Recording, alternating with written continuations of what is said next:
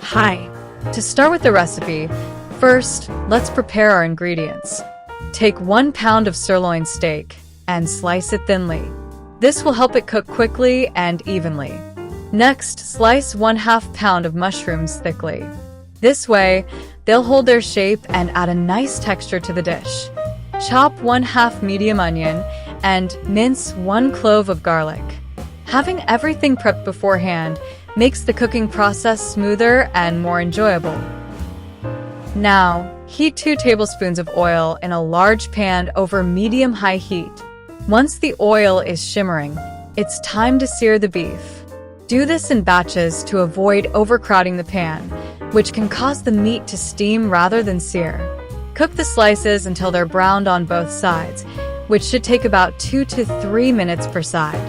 Remove the beef from the pan and keep it warm. You'll know it's ready when the edges are nicely browned. By the way, since many of you ask about this non-stick frying pan that I use after trying several, I found one that really makes a difference. I'll leave a link in the video description in case you're interested. Next, in the same pan, add 2 tablespoons of butter.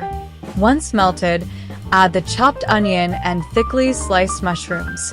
Sauté them until they're softened and lightly browned, which should take about 5 to 7 minutes. The onions should be translucent, and the mushrooms should have a nice golden color. This step is crucial for building flavor, so take your time here. Add the minced garlic to the pan and sauté for about 30 seconds, just until it's fragrant. Be careful not to burn the garlic, as it can turn bitter. You'll know it's ready when you can smell the garlic's aroma wafting through your kitchen. Sprinkle 1 tablespoon of flour over the vegetables and stir well to combine. Cook this mixture for about 1 minute. This step helps to thicken the sauce later on. You'll know it's ready when the flour is fully incorporated and the mixture looks slightly pasty. Pour in 1 cup of beef broth, making sure to scrape the bottom of the pan to release any flavorful bits stuck to it. This is called deglazing, and it's a great way to add depth to your sauce. Bring the mixture to a simmer, and you'll see it start to thicken slightly. Now, add 3/4 cup of heavy cream to the pan and let it simmer gently. This will create a rich and creamy base for your stroganoff. Keep an eye on it, and when you see small bubbles forming around the edges, it's time to move on to the next step. Temper 1/2 cup of sour cream by adding a little of the hot sauce to it, then whisk it into the pan. This prevents the sour cream from curdling. Whisk constantly until the sauce is smooth and creamy. You'll know it's ready when the sauce has a uniform consistency.